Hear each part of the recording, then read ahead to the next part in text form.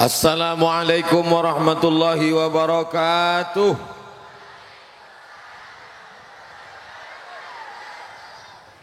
Alhamdulillah wassalatu wassalamu ala Rasulillah Sayyidina wa maulana Muhammad ibn Abdillah wa ala alihi wa sahbihi wa man da'a bida'watihi wastanna bisunnatihi ila yaumi liqa'i rabbih. Subhanaka la ilma lana illa ma 'allamtana innaka antal alimul hakim. Rabbi shrah li sadri wa yassir li amri wahlul 'uqdatam min lisani yafqahu qawli.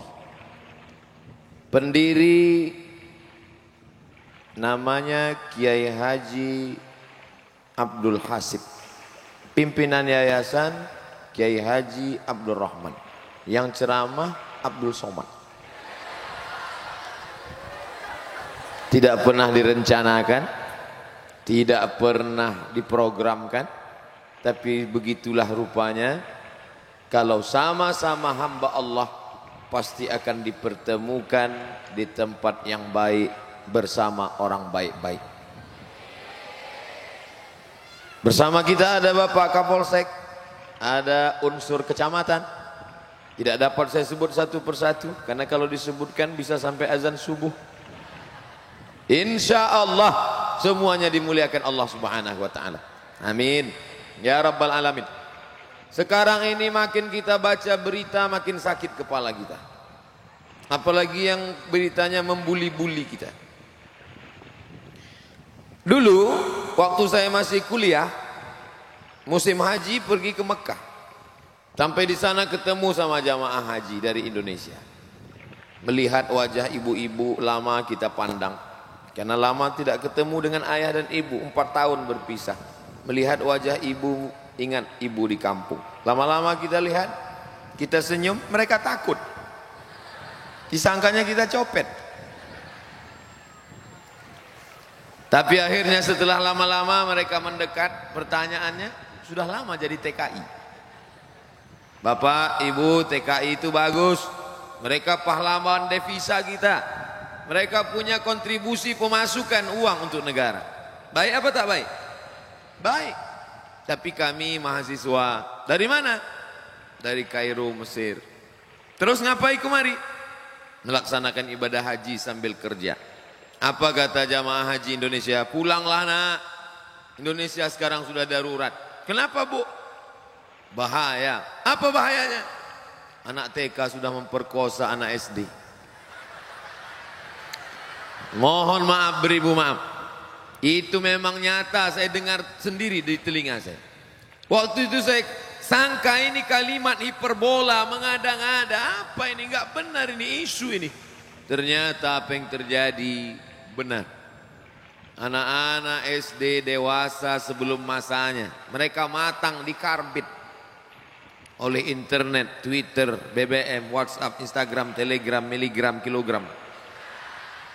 Tontonannya, makanannya, pakai pengawet, ada pemicu libido seksual, ditambah dengan tontonannya. Ditambah lagi anak perempuan tidak dikhitan. Maaf beribu maaf, yang saya ceritakan ini fakta, data, bukan fiktif, bukan ilusi.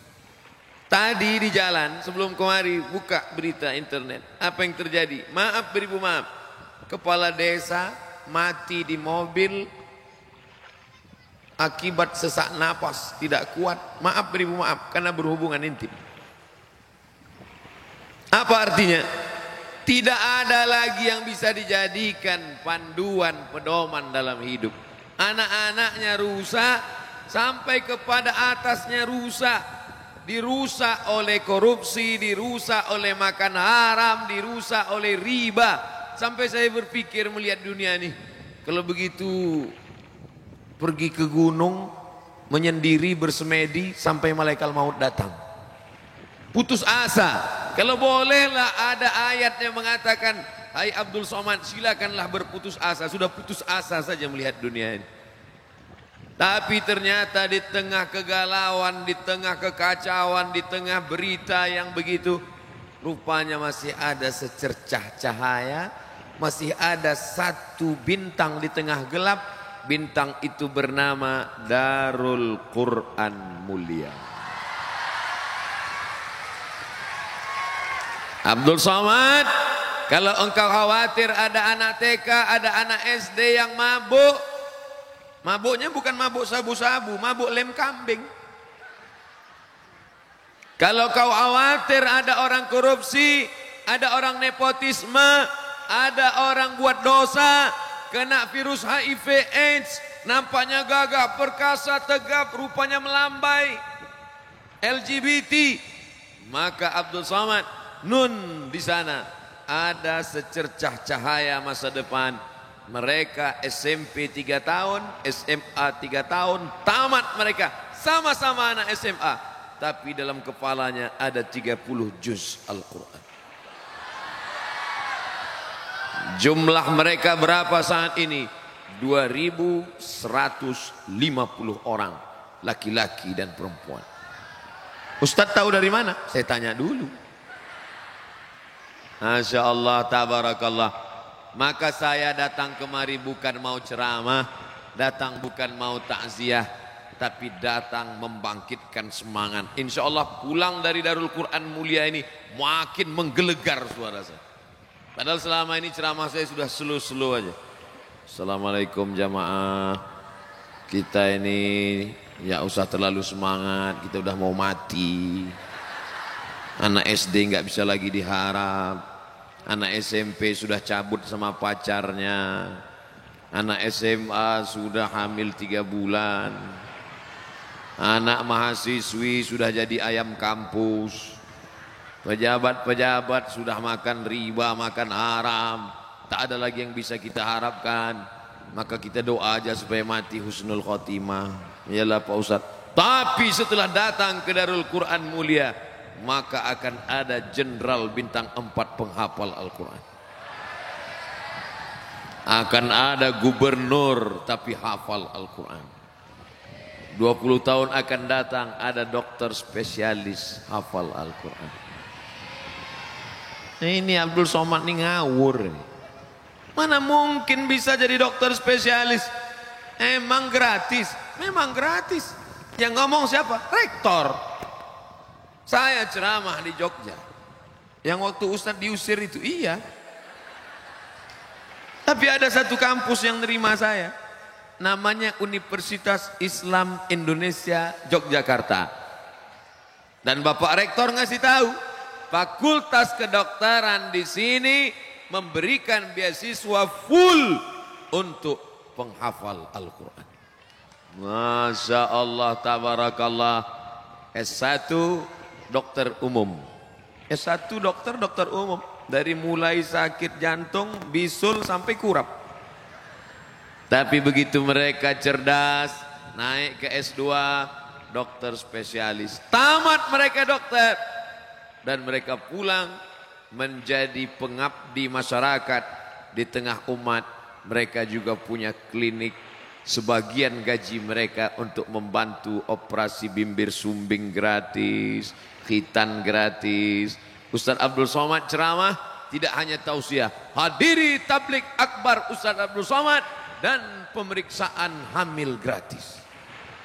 Hadiri tablik akbar Abdul Somad, khitan masal gratis. Daftarkan anak dan suami Anda. Wah Ustaz ini ada-ada aja. Masa daftarkan suaminya? Mu'alaf baru masuk Islam. Hadiri 100 khitan gratis bersama dokter hafal Quran alumni Darul Quran mulia. Berikut ini pemotongan pertama oleh Ustaz Abdul Somad. Gak ada yang mau, lari semua. Bukan bidang dia. Tapi begitu datang dokter spesialis, jilbabnya panjang, bajunya panjang, megang jarum suntik, masuk ke ruang ICU. Semua yang di ruang itu judul lagunya Setengah Napasku Pergi. Udah mau mati. Masuk ibu dokter. Bismillahirrahmanirrahim. Yasin wal Qur'anil Hakim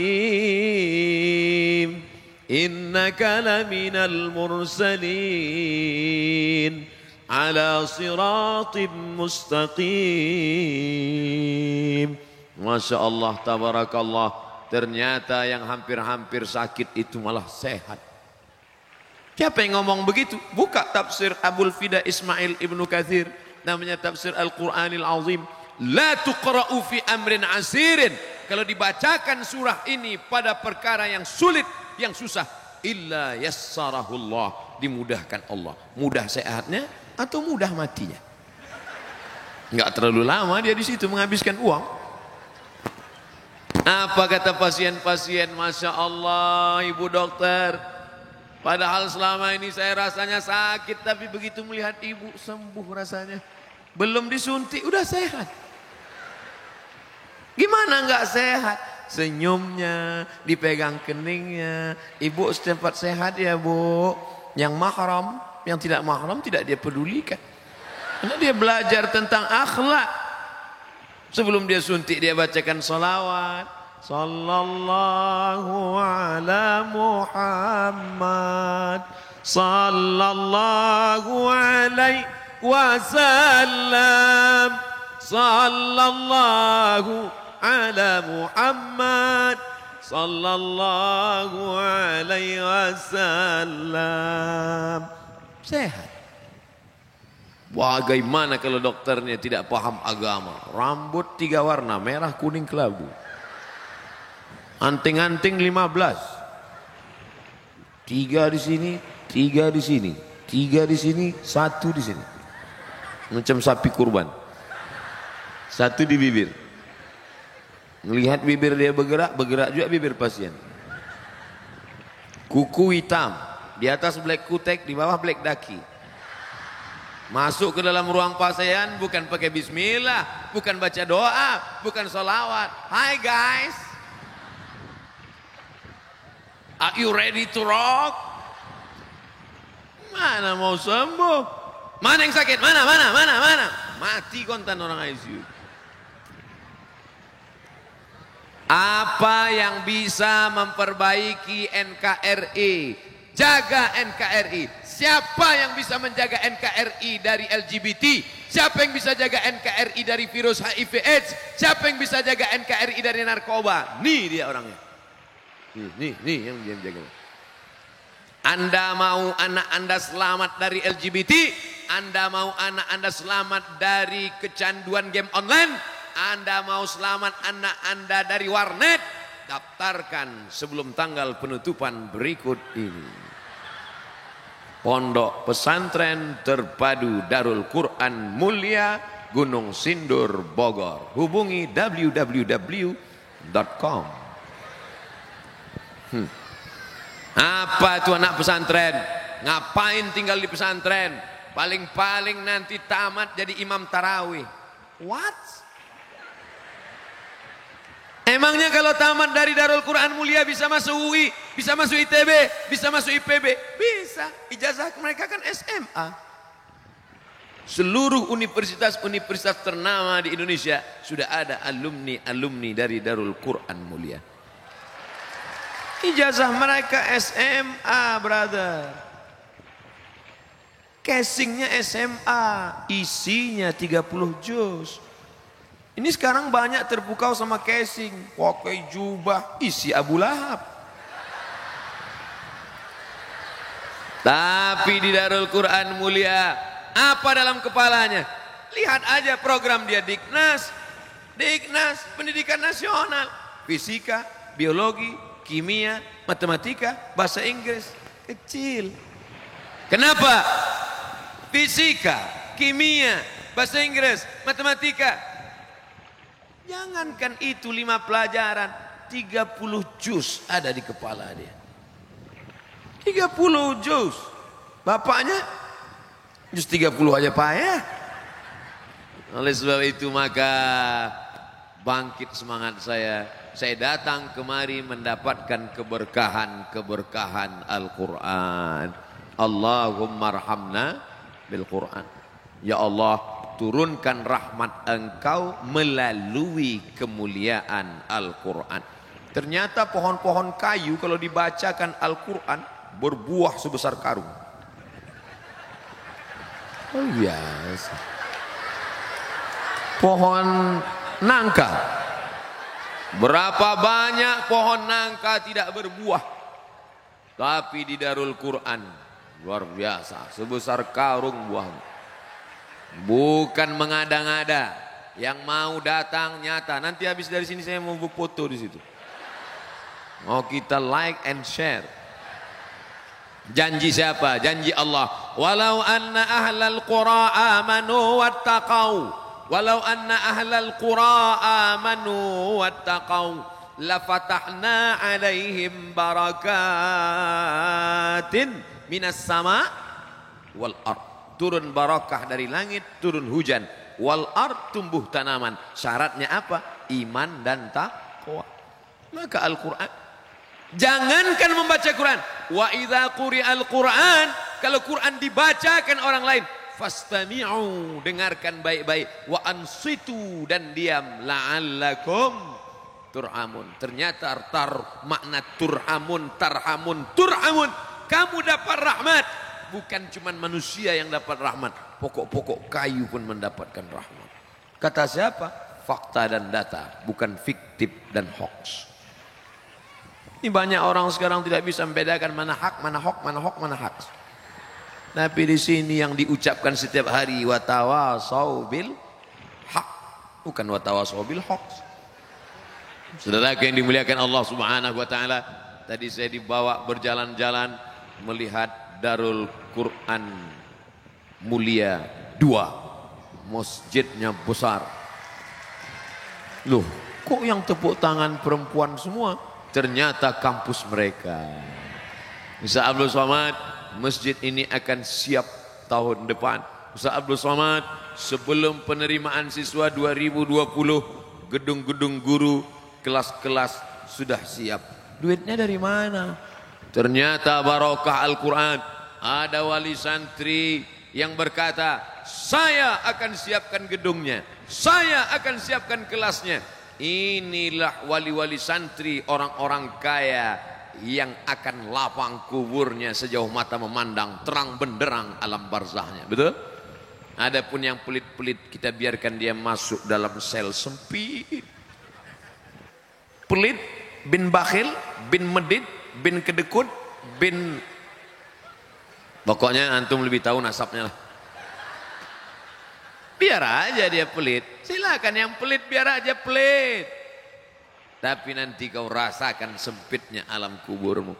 Al-mahiru bil Quran, yang mahir dengan Al-Quran, baca Quran, hafal Quran, ahli Al-Quran, mengamalkan isi Quran. Ma'as safaratil kiramil bararah, nanti akan bangkit di padang mahsyar bersama para malaikat. Idza sama'u fatarat wa idzal kawakibu tatharat wa idzal biharu fujirat wa idzal quburu bu'athirat. Ketika semua yang dikubur dibangkitkan, saat itu pandang ke kanan malaikat, lihat ke kiri malaikat, tengok ke depan malaikat. Mengapa aku bisa bangkit bersama malaikat? Karena engkau alumni Darul Quran Mulia. Ustaz Abdul Somad ini alumni Darul Quran? Tidak. Kenapa bersama malaikat juga? Pernah ceramah di Darul Quran. Bapak Kapolsek ini hafal Quran? Tidak. Kenapa bisa sama malaikat juga? Pernah tugas jadi Kapolsek di daerah Darul Quran. Berlomba-lomba mereka ingin dapat tugas seperti Pak Kapolsek. Bapak Camat hafal Quran? Tidak. Kenapa bisa bangkit bersama mereka? Karena pernah hadir. Yang enggak hadir, yang enggak ikut. Pegawai kantor camat malah yang masuk surga duluan daripada camatnya. Makanya Pak Camat, besok datanglah kemari. Masya Allah, tabarakallah, kemuliaan Al-Quran. Malam itu malam yang biasa saja. Malam Senin, malam Selasa, malam Rabu, malam Kamis, malam Jumat. Malam Muharram, malam Safar, malam Rabiul Awal, malam Rabiul Akhir, malam 1, malam 2, malam 3, malam 29, malam 30. Tidak ada beda dia dengan malam yang lain. Tapi kenapa malam itu siapa yang beramal, amalnya lebih dari 83 tahun? Apa sebabnya? Karena pada malam itu turunnya Al-Quran.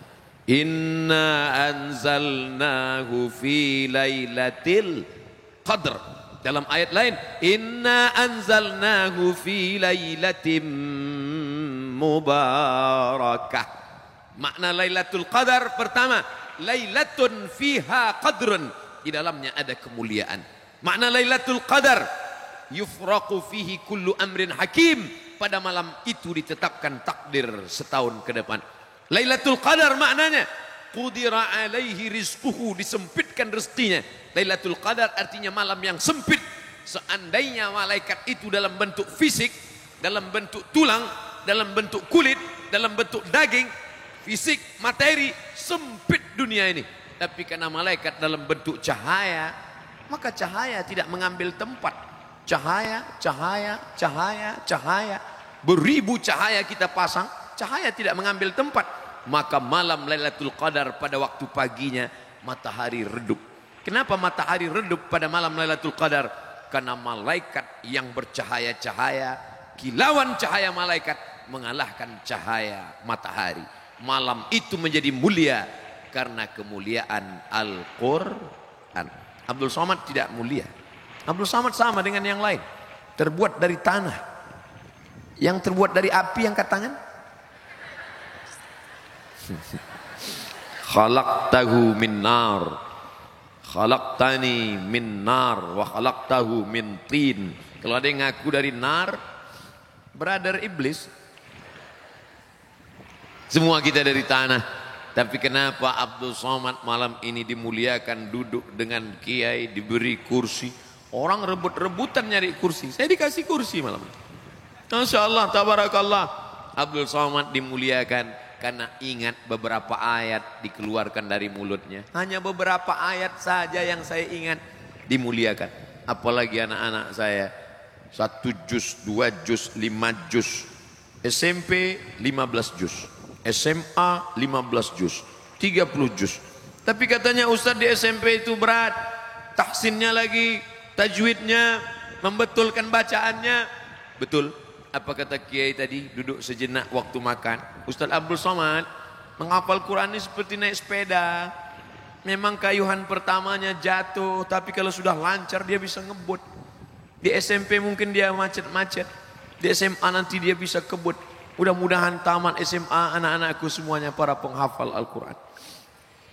Apapun karya kalian ke depan, jadi apapun, jadi insinyur, arsitek, menggambar rumah kondominium, menggambar gedung tinggi bertingkat, tapi kalian hafal Quran, kalian tidak akan curang. Semen tidak akan kalian campur dengan tepung. Kalian menjadi pejabat negara, kalian tidak akan mark up karena kalian hafal Al-Quran. Dalam kepala kalian ada, tercatat, teringat, terhafal, terbaca. Al-yawma nakhtimu ala afwahihim wa tukallimuna aydihim wa tashhadu arjuluhum bima kanu yaksibun. Banyak orang yang melakukan dosa itu dia tidak ingat mati. Dia pikir hidup ini, hidup hanya sekali, buatlah dosa sampai mati. Tapi kalian tidak begitu cara berpikir kalian. Kalian berpikir hidup ini hanya tempat persinggahan semata. Nanti sampai masanya akan mati, dan setelah mati kalian akan dihidupkan lagi. Karena dalam kepala kalian ada Al-Quran selalu berkata, kalian ulang sehari 2 juz. 1 bulan kalian khatam 2 kali. 1 tahun kalian khatam 24 kali. Berapa kali kalian baca innama amruhu idza arada syai'an ayyaqula lahu kun fayakun. Akan bangkit menghadap Allah Subhanahu wa taala. Wa in kullul lamma jami'un ladaina muhdarun. In kanas illa sayhatan wahidatan fa idzahum jami'un ladaina muhdarun. Semuanya akan dihadirkan, akan dikumpulkan, akan didatangkan di hadapan Allah. Yaumal taffatis saqu bis-saq. Pada hari itu betis bertemu dengan betis, sama-sama berdiri di hadapan Allah Subhanahu wa taala. Maka Bapak Ibu kalau ingin anaknya baik, tidak makan haram, tidak berzina, tidak pacaran, solusi terakhir benteng adalah Darul Quran mulia. Setuju apa enggak setuju? Terserah, yang enggak setuju ya enggak apa-apa. Lihat aja anaknya nanti. Alhamdulillah, mana ada anak Darul Quran pacaran? Orang kampusnya beda. Tadi saya tanya, sekelas enggak mereka ini? Enggak Pak Ustaz. Sekarang kok mereka dekat-dekatan, malam ini aja. Itu pun ada meja di antara kita. Habis acara ini mereka pulang semua. Kalaupun mau lirik-lirik paling sekarang mereka lihat.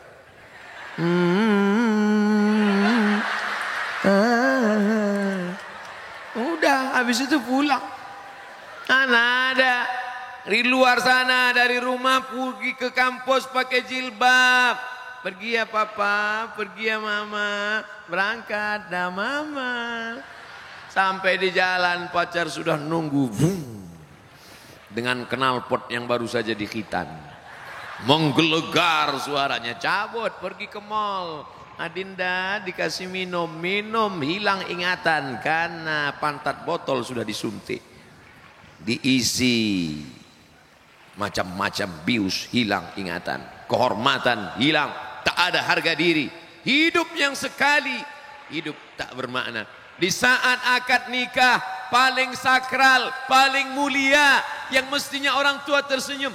Sudikah engkau menikah dengan anakku? Iya ayah. Aku nikahkan kau dengan anakku dengan mengajarkan surat Ar-Rahman tunai. Itu kalau menantunya alumni Darul Quran mulia. Tapi dapat mantu anak fang. Ambut. Kalau anak Darul Quran mulia cium ayah sehat, mama sehat. Calon bapak mertua, calon ibu mertua, sungkep, dapat anak. Hai guys, gimana kabar lo? Hancur dunia persilatan. Tidak ada jalan lain memperbaiki anak-anak kita, menjaga bangsa kita. Gimana mau jadi bangsa yang bisa bersaing dalam dunia global? Nanti tidak akan ada lagi visa-visa bisnis, tidak akan ada lagi surat-surat izin, karena kita sudah trade. Perdagangan global internasional, pasar-pasar. Sekarang orang Vietnam sudah kursus nyetir pakai bahasa Jawa. Vietnam sudah kursus nyetir pakai bahasa Jawa. Artinya apa? Mereka akan datang menyerbu 2-3 tahun akan datang. Menyerbu Jakarta, Bandung, Bogor, Sumatera, Kalimantan, Sulawesi. Mereka akan mendaftarkan diri sebagai driver. Jangankan yang insinyur, jangankan yang doktor, jangankan PhD Doctor of Philosophy, jangankan dokter, untuk jadi supir pun akan bersaing dengan negara-negara ketiga. Lalu kita akan jadi apa? Tanah punya kita, bumi punya kita, tapi kita akan menjadi tamu di negeri sendiri kalau tidak dijaga. Makanya tema kita malam ini, jaga NKRI. Dengan cara apa? Serius belajar. Dan mata anak-anakku ini kelihatan mata-mata yang serius. Di tempat lain saya ceramah tidur. Di sini padahal mereka berat. Ustaz Abdul Somad di sini berat belajarnya. Mereka jam 4 sudah bangun, betul? Komplain, bukan jam 4 Ustaz, jam 3 kami bangun. Ustaz Somad dulu emangnya pernah juga di pesantren? Pernah. Selesai Pak Ustaz? Hampir. Berat gak dulu Ustaz? Oh, anak-anakku masih lumayan. Ada perempuan.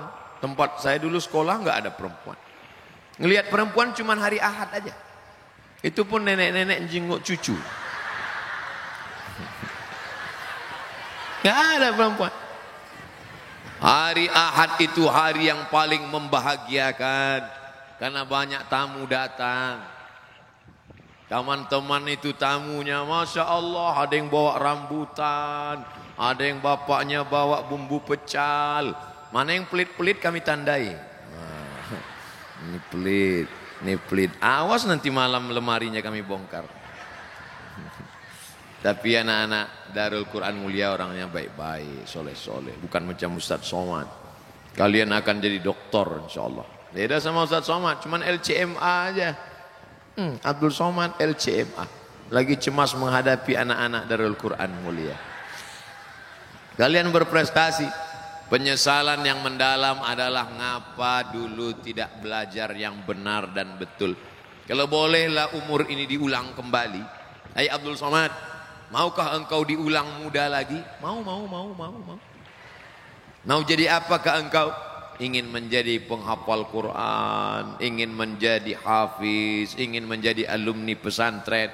Makanya orang tua mesti balas.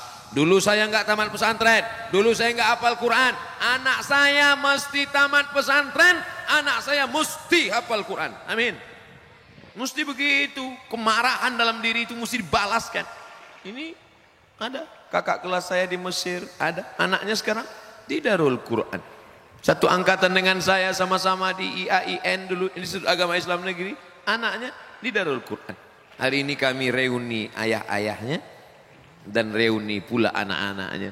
Dan nanti kita berharap di sini bertemu dengan kiai, di sini bertemu dengan sahabat saya, di sini bertemu dengan anak-anakku.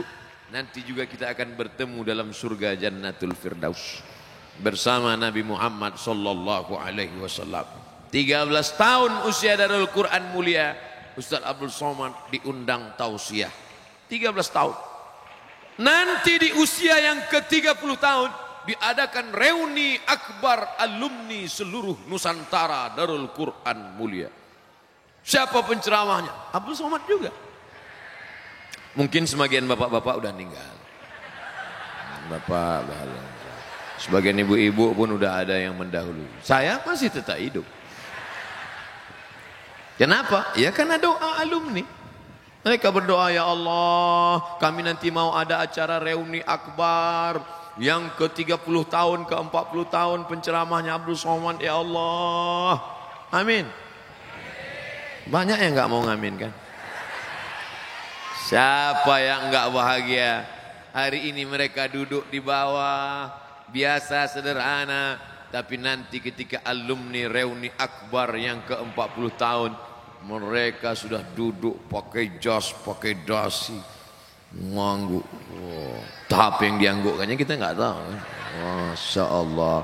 Itu siapa itu Pak yang ganteng pakai jas di sana? Oh itu alumni Darul Quran mulia. Apa titelnya sekarang? PhD, Doctor of Philosophy. Dari mana? Cambridge University. Dari London. Masya Allah. Ngapain di London? Nggak ada, jalan-jalan aja. Kuliah dia belajar. Masa iya dari pesantren bisa? Loh, kami kan ijazahnya SMA Ustaz, Dignas, pakai bahasa Inggris. Luar biasa. Otaknya Inggris, tapi hatinya tetap Al-Quran. La ilaha illallah Muhammadur Rasulullah. Tiba-tiba pas Ustaz Somad sedang ceramah acara reuni akbar, masuk angkot satu. Keluar dari angkot. Siapa itu? Supir angkot. Ngapain dia kemari? Dia alumni Darul Quran juga. Buat jatuh martabat Darul Quran aja. Masa supir angkot? Ustaz jangan sepele. Supir angkot rezekinya halal daripada koruptor. Terus kok bisa dia supir angkot? Memang dia supir angkot Ustaz, tapi seluruh angkot di Indonesia dia ketuanya.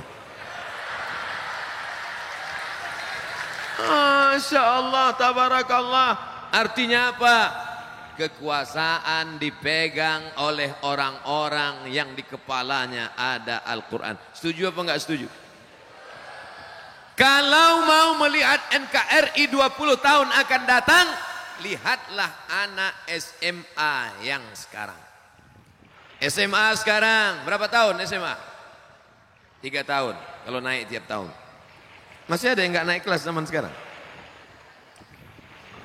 Yang sekarang SMP kelas 1, 3 tahun SMP, 3 tahun SMA, S1 4 tahun. Maka kalau mau melihat bagaimana pegawai Pemprov, pemerintahan provinsi, Pemda, pemerintahan daerah, Pemko, pemerintahan kota, DPRD, legislatif, yudikatif, kalau mau melihat bagaimana Indonesia NKRI 10 tahun akan datang, lihat yang SMP kelas 1 sekarang. Kalau kelas 1 aja udah sakau, kelas 1 SMP udah sakau, kelas 3 error, kelas 10 hang. Gimana nanti masa depan Indonesia? Tapi dia bisa juga jadi anggota dewan. Kenapa? Dia main sebar duit. Dia beli itu suara orang miskin. Akhirnya terpilih menjadi ketua anggota legislatif sidang paripurna. Dalam keadaan sakau nih. APBD kabupaten kita untuk ini sekarang. Dipukulnya kepala wakil mati. Indonesia akan dijual. Kita tidak lagi bangga menyanyikan Indonesia Raya. Indonesia tanah airku, tanah tumpah darahku. Sekarang kita bangga berkata tanah airku. Tanahnya punya kita, airnya punya kita. Tapi kalau tidak kita jaga NKRI, tanahnya digarap orang, airnya dijual orang. Kita cuman jadi apa? Pembeli, konsumtif, bukan jadi produsen. Ini jangan sampai nanti lagu kita pun berubah. Nauzubillah. Makanya siapa yang bisa menjaga NKRI? Anak Darul Quran Mulia kalau ikut tes polisi, lulus apa enggak lulus? Lulus. Di tes fisiknya sehat, dadanya sehat. Mereka yang di luar sana jam 12 cabut. Pas diperiksa dada, mohon maaf Pak, anak Bapak nggak lulus. Kenapa? Dada berawan. Telinga bekas anting. Nggak terelakkan karena pergaulannya. Pergaulan luar biasa. Anak yang baik, anak yang sopan, anak yang santun. Kalau dipengaruhi oleh lingkungan, lama-lama berubah apa nggak berubah? Berubah. Ustadz kok tahu? Ustadz pernah merasakan. Ustadz dulu nggak merokok, tapi karena banyak kawan-kawan, Mat, merokok? Tidak. Bencong. Oh, bangkit. Apa kau bilang? Aku kalau nggak merokok bencong. Mari. Lingkungan pengaruhnya besar. Tapi di sini mereka bukan bersaing asap rokok. Mereka bukan bersaing narkoba. Mereka bukan bersaing pacaran. Mereka bukan bersaing motor. Mereka bukan bersaing malam mingguan. Tapi mereka bersaing hafalan. Kamu sudah berapa jus? Saya sudah 4 jus. Kamu? Jus mangga, jus melon, jus. Inilah yang akan menjaga NKRI. Jadi nanti kalau ada orang yang bertanya, siapa tausiah tadi malam? Ustaz Abdul Somad. Apa judulnya? Menjaga NKRI. Terus isinya? Enggak tahu, pokoknya itulah kata dia tadi malam. Kalau mau NKRI tetap ada 20-30 tahun akan datang, serangan dari luar kita tetap kuat, maka salah satu penjaga itu adalah pondok pesantren. 10 November hari apa? Hari pahlawan. Kenapa 10 November itu ditetapkan sebagai hari pahlawan? Karena 10 November meledak perang di Surabaya melawan agresi Belanda. Betul? Pontang-panting itu Belanda lari dikejar arek-arek Surabaya. Yang tinggal cuman durian Belanda. Orang Belanda sudah pulang semua ke Amsterdam. Tapi banyak orang lupa. Apa yang dilupakan orang? 10 November semua tahu. Ada yang dilupakan orang. Apa dia? Asbabun nuzul 10 November. 10 November itu ada asbabun nuzulnya. Kenapa orang bergejolak perang 10 November? Kenapa orang Surabaya berani mati? Kenapa orang Jawa Timur berani mengejar Belanda? Karena bagi mereka matinya mati syahid. Iskariman, hidup mulia, au mut syahidan, atau mati syahid. Siapa yang mengeluarkan fatwa mati syahid? Ulama. Dikeluarkanlah fatwa oleh Kiai Haji Hashim Asy'ari, resolusi jihad tanggal 22 Oktober yang ditetapkan 22 Oktober sebagai hari santri. 10 November, betul, itu ledakannya 10 November. Tapi dari mana orang bisa semangat? Siapa yang membakar saat itu? Semangat yang luar biasa. Ulama mengeluarkan fatwa. Ati Allah wa ati Rasul wa ulil amri. Siapa ulil amri? Ulama yang mengamalkan sunnah Rasulullah SAW. Keluar fatwa ulama. Siapa yang berperang melawan penjajah Belanda kafir, maka matinya mati syahid. Maka surga di depan mata mereka. Siapa yang mati syahid, tidak merasakan sakaratul maut, tidak merasakan azab kubur, tidak merasakan hisab, langsung masuk surga. Berteriak mereka, takbir. Lari Belanda itu pontang-panting. Habis mereka semua. Jadi kalau bercerita tentang NKRI, siapa yang paling berjasa memperjuangkan NKRI? Kalau bukan anak-anak pesantren. Makanya kalau ada orang sekarang mencurigai, wah ini anak-anak pesantren ini nggak cinta NKRI. baca sejarah brother. Jas merah, jangan sekali-sekali melupakan sejarah. Kata siapa itu? Presiden Soekarno, sang proklamator kemerdekaan Republik Indonesia. Sudah dapat surat tilang. Tadi saya mulai jam 8:30. Sekarang jam 9:15. Ternyata saya sudah bicara 45 menit. Ternyata bicara di depan para ahli Al-Quran itu tak terasa waktu mengalir. Karena setannya nggak ada. Kadang dengar ceramah itu lama itu kan ada setan. Saya sangka di pesantren, Ustaz kalau ceramah di pesantren nanti pasti santrinya tidur karena makan tahu tempe. Ustaz nanti kalau ceramah di pesantren pasti santrinya tidur karena capek, kurang gizi. Siapa bilang? Saya ceramah dari ujung ke ujung semuanya matanya. Sudah semua. Kenapa demikian? Karena dalam kepala mereka Al-Quran, maka setan jauh dari dia. Apa kata setan? Enti kalau nggoda yang sana aja, yang ini jangan, itu Quran kepalanya. Yang itu apa isi kepalanya? Koran. Bagaimana menurut Ustadz tentang kebijakan baru, yaitu nikah minimal harus 19 tahun dan harus ada sertifikat siap nikah terlebih dulu dengan mengikuti pelatihan 3 bulan.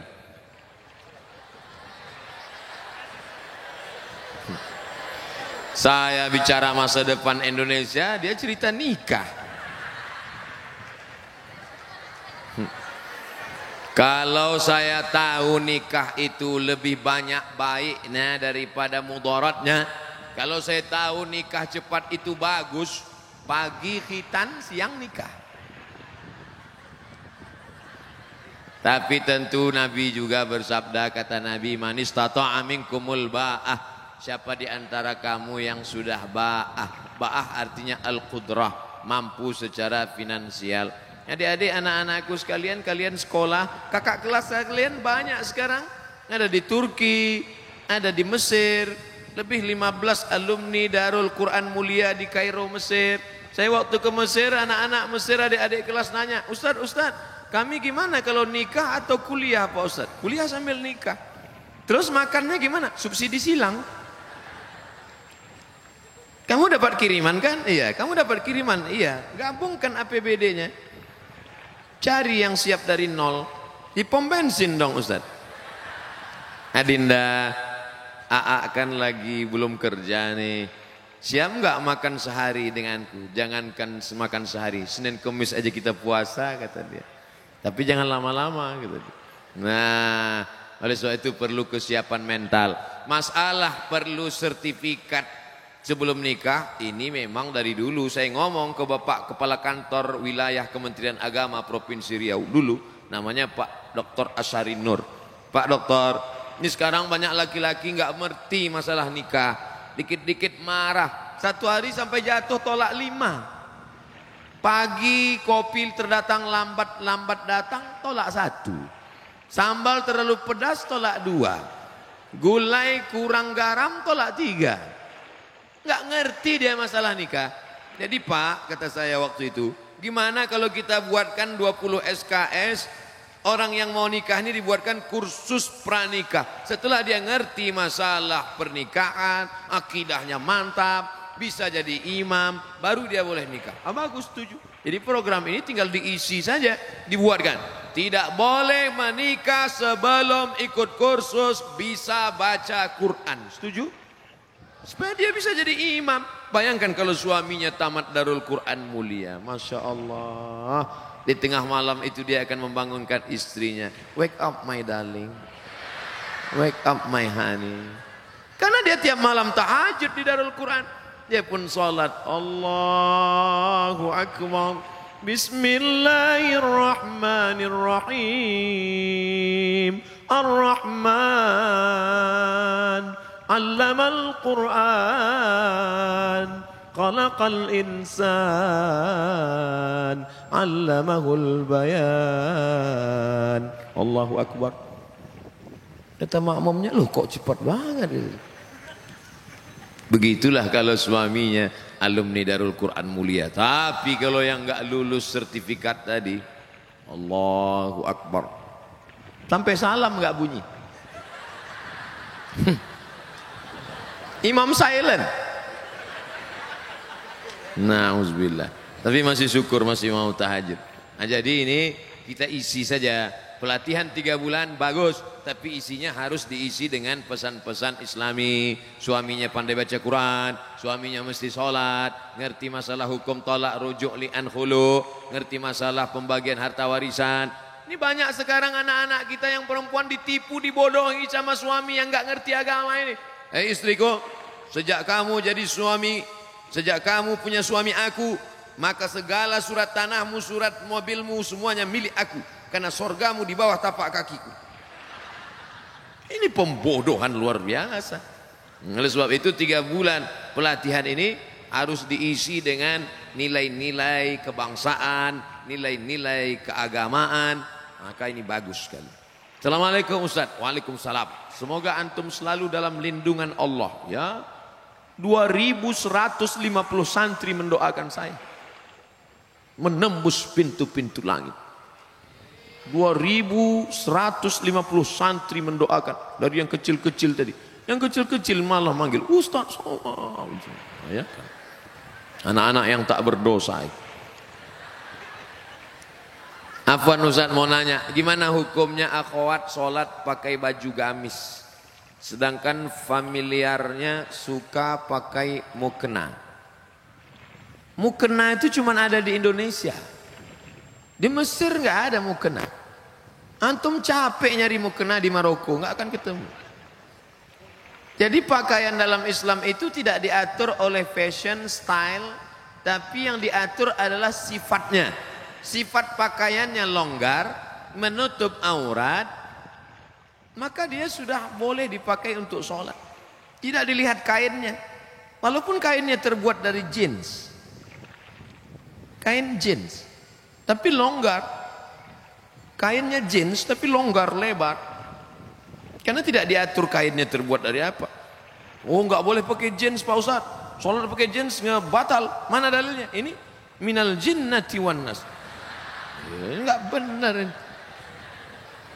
Nah, jadi jin yang enggak boleh itu kan jin sempit. Jin sempit yang sampai darahnya pun enggak mengalir. Dipakai jam 8, jam 9 pucat. Tertahan darah. Sampai menjerit itu paha. Tolong. Tolong. Itu yang enggak boleh. Coba lihat pakaian perempuan Jepang kimono. Kalau ada orang Jepang masuk Islam mu'alaf. Sholat dia pakai kimono. Tertutup semuanya. Longgar. Sah sholatnya. Begitu juga dengan waktu saya dulu ceramah tinggal di hotel. Waktu di Taiwan. Sebenarnya saya mau ngasih tahu saya ceramah di Taiwan. Jadi saya lihat di dinding hotel itu ada gambar perempuan Cina. Saudara kita Tionghoa. Tapi yang zaman-zaman dulu ternyata bajunya panjang. Nonton nggak sinetron siluman ular? Itu bajunya panjang. Lama saya perhatikan, tinggal pakai jilbab aja dia. Panjang, longgar, tutup aurat. Tinggal pakai jilbab aja, sah untuk sholat. Ya, jadi agama Islam. Ya ayuhan nabi, wahai Muhammad SAW. Qul li azwajika, katakan kepada istrimu. Wa banatika, anak perempuanmu. Wa nisa'il mu'minin, perempuan yang beriman. Bagaimana? Yudnina alaihinna min jalabibihinna. Panjangkanlah kain. Karena dulu mereka orang jahiliyah pakai kain, kepalanya ditutup, lehernya kelihatan. Pakai ke bawah tapi betisnya kelihatan. Turun ayat, turunkan leher tutup dan betis tutup sampai bawah. Maka sholat dia dengan demikian, sholatnya sah. Nah, ini tentang masalah menutup aurat. Apa ancaman bagi orang yang mengabaikan hafalan Quran sebagai peringatan bagi para hufaz untuk selalu menjaga hafalannya? Orang yang melupakan bacaan Quran nanti bangkit di padang mahsyar giginya hilang dalam keadaan ompong. Tapi hadisnya dhaif, tidak bisa dijadikan sebagai dalil dalam masalah akidah. Tapi hadis yang kuat tentang menyia-nyiakan hafalan Quran adalah termasuk bagian dari menyia-nyiakan agama Allah. Karena kata Nabi, taraktu fikum amrayni, aku tinggalkan pada kamu dua perkara. In tamassaktum bihima, kalau kamu pegang yang dua ini, lan tadillu abada. Kamu tidak akan sesat untuk selamanya. Kitab Allah, Al-Quran, wa sunnati. Maka siapa yang menghafal Al-Quran berarti dia sudah menegakkan agama Allah. Dan siapa yang melupakan berarti dia sudah merobohkan agama Allah. Oleh sebab itu, jangan gara-gara ini malah jadi takut menghafal Quran.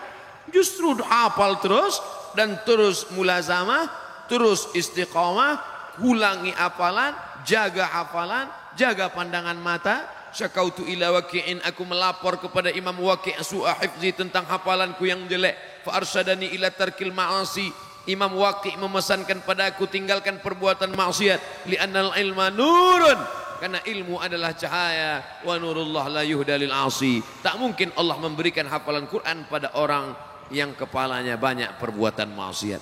Oleh sebab itu, ghaddul basar, tundukkan pandangan, jaga kehormatan, kemuliaan. Mudah-mudahan Allah menguatkan hati hafalan anak-anakku sekalian. Amin ya rabbal alamin. Apa pendapat, bagaimana tanggapan Ustadz tentang kaum Freemason? Freemason Yahudi, tidak membawa agama, tapi yang dibawanya adalah pemikiran, pluralisme, semua agama benar, semuanya selamat. Jangan tanya akidahnya, yang penting orangnya baik, yang penting orangnya sopan. Jangan tanya agama, jangan tanya akidah. Dalam Islam justru lain asyrakta, kalau kau syirik, la yahbatanna amaluka, semua amalmu tidak bermakna. Wa qadimna ila ma amilu min amalin, semua amal kamu nanti akan didatangkan, ini sedekahmu, ini wakafmu, ini infakmu. Tapi kemudian dijadikan amal itu haba'am mansura, seperti debu yang dihembus angin. Dalam Islam pokok pangkal pertama yang penting adalah akidah.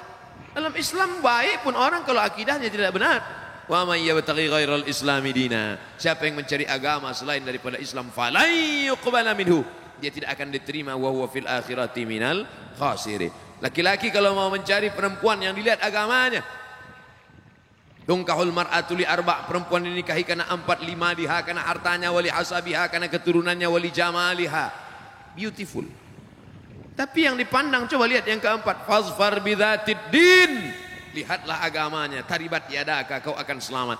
Perempuan kalau memandang laki-laki, walinya, bapaknya, kakeknya, abangnya, adiknya, pandang laki-laki apa? 2, idza ja'akum man tardawna dinahu, kalau kau lihat ada laki-laki baik agamanya, wa khuluquhu, baik akhlaknya, fazawwijuhu, nikahkan anakmu, adikmu dengan dia.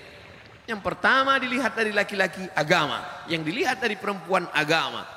Jadi sekarang kalau ada Freemason mengatakan agama nggak penting, yang penting dia orangnya baik, yang penting gajinya besar, yang penting mobilnya mewah.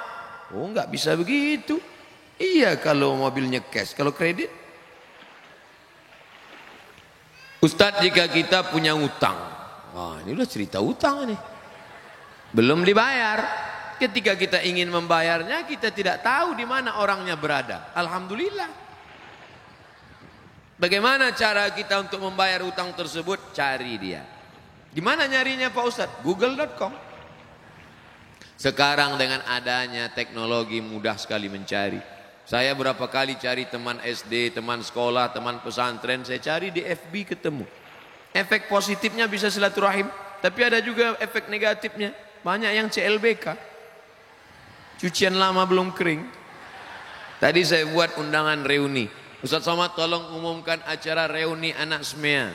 Hai saudara-saudara alumni SMEA sekolah anu, jangan lupa hadiri reuni pada tanggal sekian. Reuni tetap sambung silaturahim, awas jangan CLBK, waspadalah.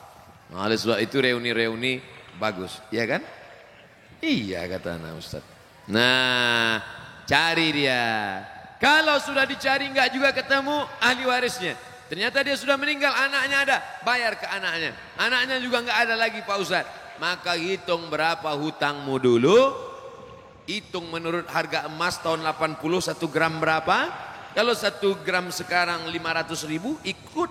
Dulu kamu hutangnya berapa? Kalau dihitung emas 2 gram Pak Ustaz, waktu itu berapa? 25.000. Sekarang 2 gram emas sudah 1 juta. Jangan bayar 25.000.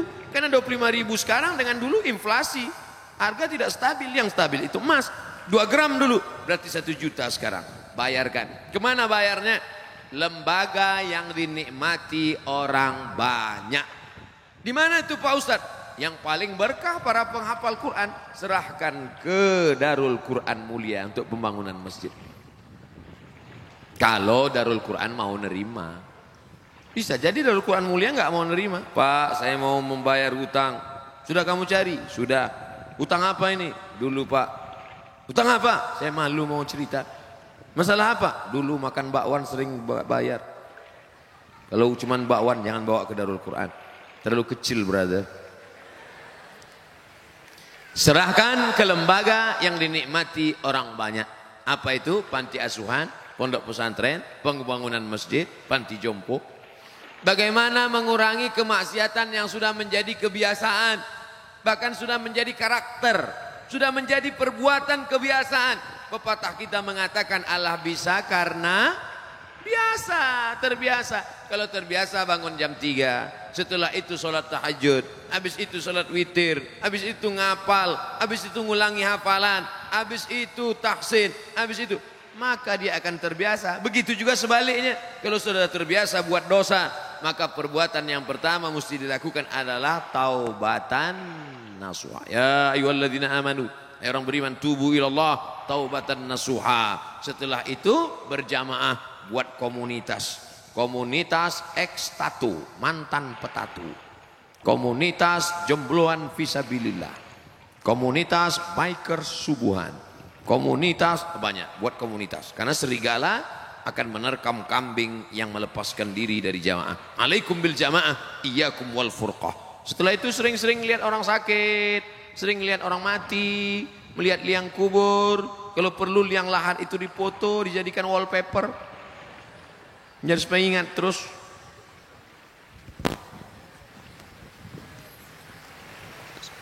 Menyikapi konflik Suriah. Ketika kita berdoa, kita harus berdoa seperti apa? Soalnya perang melibatkan pihak yang sangat banyak, kita tidak jelas.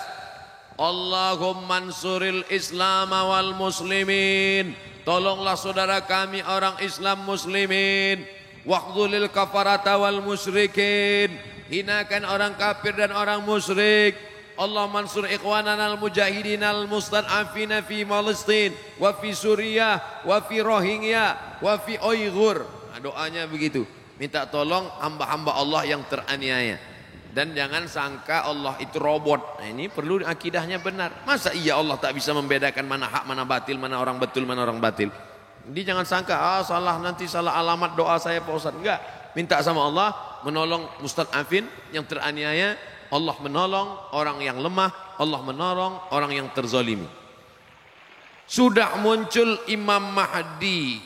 Apa betul Pak Ustaz? Ketika Habib Umar bin Hafiz datang 2 tahun yang lalu, kebetulan saya ikut dialog, diminta sebagai pembawa acara. Ada yang nanya, Habib Umar, ya Imam Mahdi udah lahir apa belum?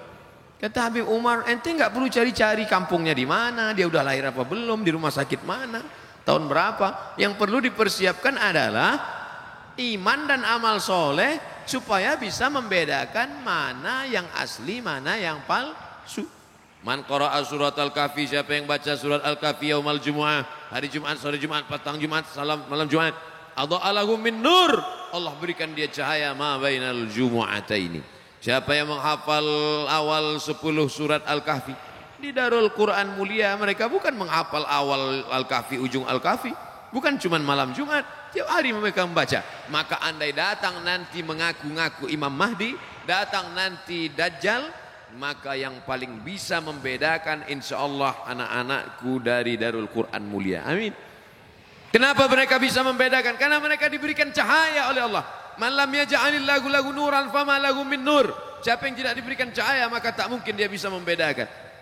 Makanya di antara doa Nabi, Allahumma ja'al fi qalbi nura wa fi sam'i nura wa fi basari nura wa an yamini nura wa min yasari nura min amami nura min khalfi nura min fawqi nura min tahti nura. Kenapa minta cahaya? Supaya bisa membedakan mana Al-Masih asli, mana Al-Masih Dajjal, mana Imam Mahdi, mana Imam Mahadi. Banyak sekarang ngaku-ngaku Imam Mahdi, macam-macam bentuknya. Minta baiat, baca tuh di koran. Coba cari nanti di internet, ngaku Imam Mahdi. Banyak sekali. Baik di Imam Mahdi internasional maupun Imam Mahdi lokal. Iya, ada itu. Tawaf dia di Makkah minta baiat. Minta baiat di samping Ka'bah. Ditangkap sama polisi Masjidil Haram. Masa iya Imam Mahdi bisa ditangkap? Tentang Al-Quran dan musik. Saya pernah baca tulisan semakin banyak musik, semakin banyak lagu musik yang kita hafal, semakin banyak hafalan Quran kita yang hilang. Apa betul itu Pak Ustadz? Musik yang melalaikan. Wa minan nasi man yashri lahwal hadis. Ada sebagian manusia membeli lahwal hadis. Lahwal hadis yang dimaksud itu kata Imam Mujahid.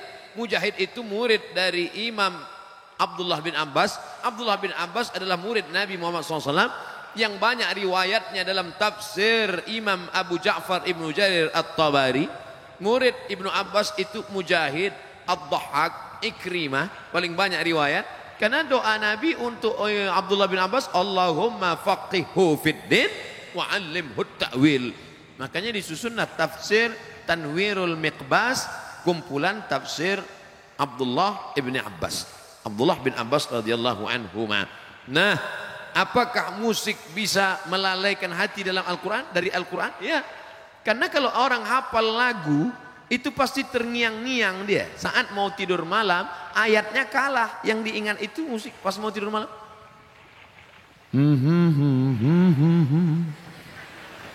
Dia terngiang-ngiang. Sampai nanti pas mau sakratul maut pun bisa. Oleh sebab itu maka, tapi kalau lagunya lagu religi, lagu solawat, lagu yang mendekatkan kepada ingat mati, yang searah sejalan dengan Al-Quran, karena Al-Quran itu sendiri pun dibaca dengan lagu. Laisa minna man lam yataghanna bil Quran. Siapa yang baca Quran lurus-lurus saja, tidak ada lagunya, bukan golongan kami kata Nabi. Makanya para ulama membolehkan memasukkan bayati, soba, sika, nahawan, jaharka, ras. Itu tadi qori kita. Itu kan pakai lagu itu. A'udzubillahi minasyaitonir rajim. Bismillahirrahmanirrahim. Itu pakai lagu. Gimana baca Quran enggak pakai lagu? Alhamdulillahirabbil alamin. Yang enggak boleh itu lagu yang mengajak pada perbuatan maksiat, selimut tetangga, cinta satu malam. Apa ini lagu? Mengajak pada perbuatan zina. Tapi kalau lagunya ingat mati, lagunya mengingatkan kepada Rasul, lagunya pula Al-Quran. Allahumma rahamna bil Quran. Itu ada lagunya. Azan aja pakai lagu. Azan itu pakai lagu. Allahu Akbar, Allahu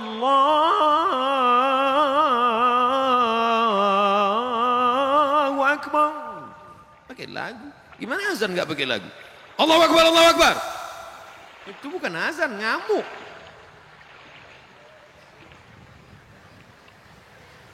Jadi jangan sampai anak-anakku mendengarkan lagu-lagu musik-musik yang melalaikan dari Allah, karena dia akan membuat terngiang-ngiang dalam telinga, mengigau di waktu malam, bahkan lagu. Jangan. Tapi insya Allah kalau di pesantren, insya Allah dia selamat, karena dia tidak pakai handphone, dia tidak nonton TV.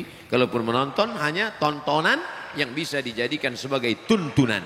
Sedangkan yang melalaikan tidak mungkin. Tolong nasihati kami para santri. Udah dari tadi nasihat terus. Tentang bahaya pacaran. Gimana mau cerita bahaya pacaran? Orang lihat perempuan aja enggak. Lihat perempuan aja pas saya datang ini.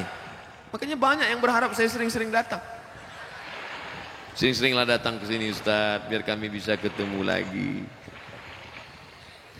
Oke, kita bicara sebagai orang yang dewasa, bukan anak-anak. Laki-laki membonceng perempuan, pergi sana, pergi sini, bonceng sana, bonceng sini, masuk angin, gembung. Maaf, beribu maaf Pak Kiai, mungkin tidak sopan, tapi saya perlu ceritain itu anak-anak kita. Yang muntah-muntah laki-laki apa perempuan? Perempuan. Kalau hamil yang melahirkan laki-laki apa perempuan? Perempuan. Yang hilang kehormatannya laki-laki apa perempuan?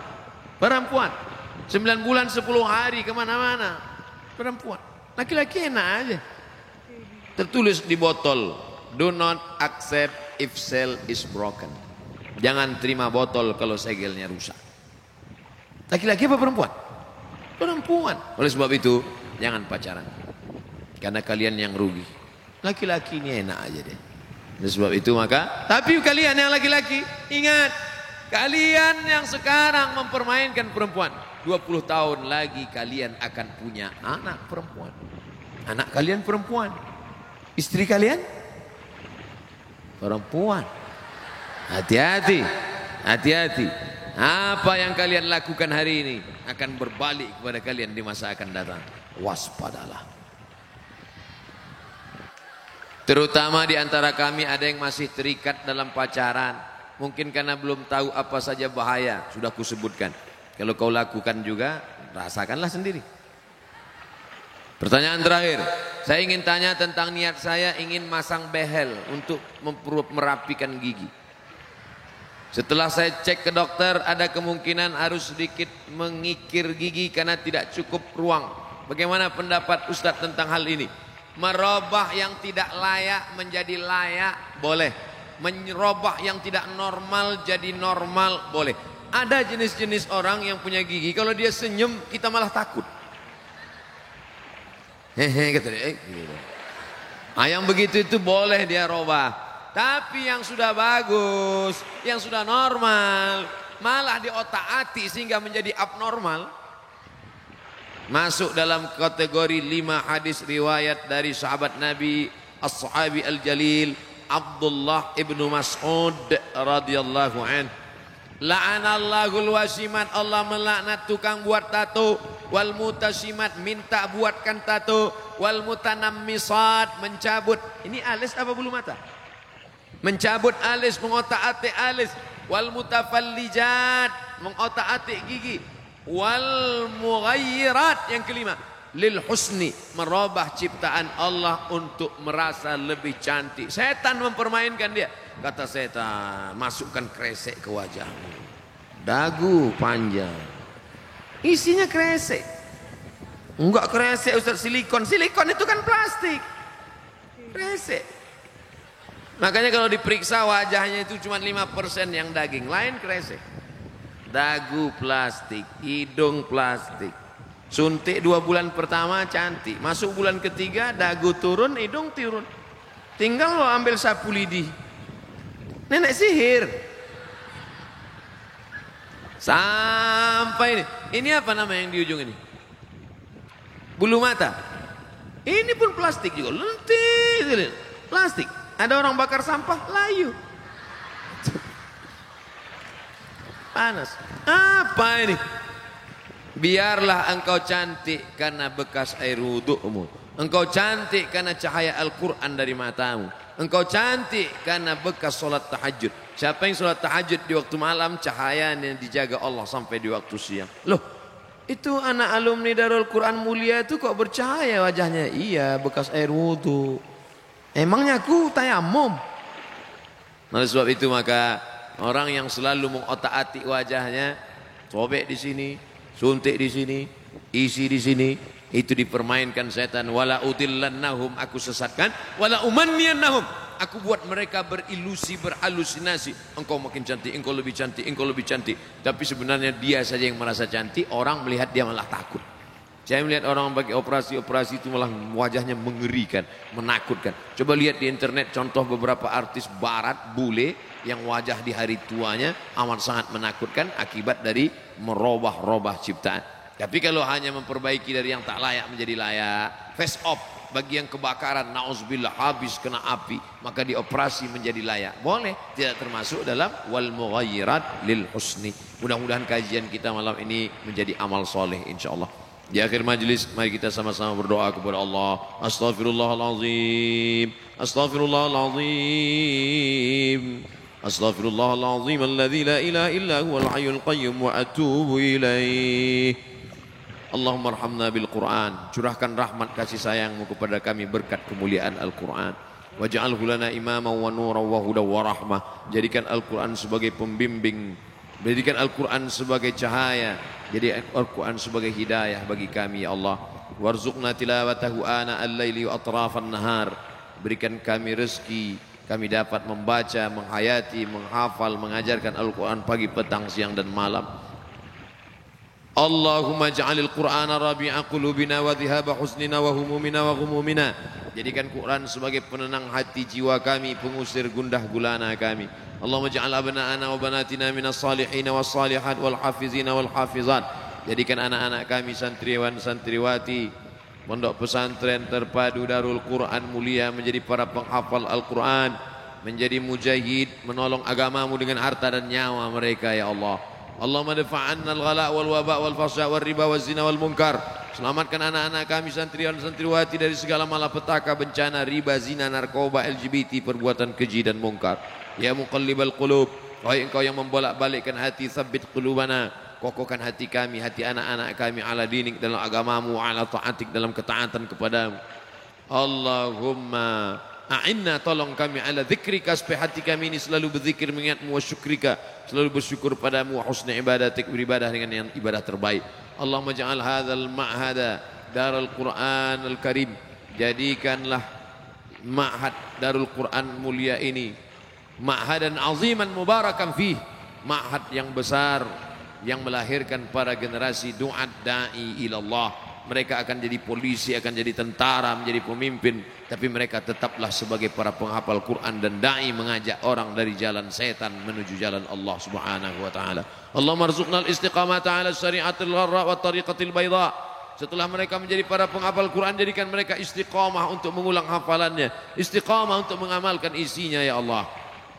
Allahumma rabbana ighfir lana dzunubana, walaupun hafal Quran tapi tetap berbakti kepada orang tua. Ampunkan dosa abaina, ayah kami, wa ummahatina, ibunda kami, wa li masyayikhina, guru kami, kiai kami, ustaz kami, wa li asatidatina, pembimbing-pembimbing kami, wa liman dakhala baitina mu'minan, orang-orang yang masuk ke dalam rumah kami, tamu kami dalam keadaan beriman, wa liman hadarana, semua yang hadir di majlis ini, wa liman ghaba anna, yang tak dapat hadir karena udzur syar'i, wa li ikhwanina alladzina sabaquna bil iman, saudara-saudara kami yang sudah mendahului kami. Allahumma ja'al kuburahum rawdatan min riyadil jinan, jadikan kubur mereka taman-taman surgamu. La taj'al kuburahum hufratan min hufarin niran, jangan jadikan kubur mereka salah satu dari lubang neraka. Allahumma khtim lana bi husnil khatimah wa la takhtim alaina bi su'il khatimah. Allahumma ja'al akhir kalamina inda intihai ajalina, jadikan akhir kalam kami manakala ajal kami sampai, saat malaikat maut mencabut nyawa kami, yang terakhir keluar dari mulut kami la ilaha illallah Muhammadur Rasulullah sallallahu alaihi wasallam.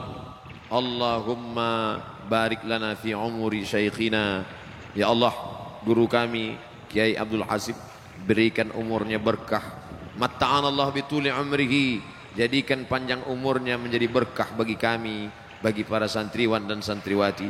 Allahumma tawil umrahu, panjangkan umurnya, wa sahih jasadahu, sehatkan badannya, wa qawi imanahu, kuatkan imannya. Bismillahirrahmanirrahim, bismillahirwafi, bismillahirkafi, dengan nama engkau yang maha menyembuhkan ya Allah. Isfi mardana syifaan ajilan la yughadiru saqaman birahmatika ya arhamar rahimin. Berikan kesembuhan, berikan kesehatan kepada saudara kami, guru kami, anak-anak kami, kesembuhan yang segera, yang tak akan kumat lagi untuk selamanya. Allahumma jma'na ma'al habibil mustafa fi jannatikal ula, satukan kami dalam surgamu bersama Nabi Muhammad dalam surga jannatul firdaus. Rabbana atina fid dunya hasanah wa fil akhirati hasanah wa qina adzabannar. Wa sallallahu ala sayyidina wa maulana Muhammad wa ala alihi wa sahbihi wasallam, walhamdulillahi rabbil alamin. Taqabbalallahu minkum minna wa minkum taqabbal ya karim. Terima kasih segala perhatian. Mohon maaf segala kesilapan dan kekhilafan.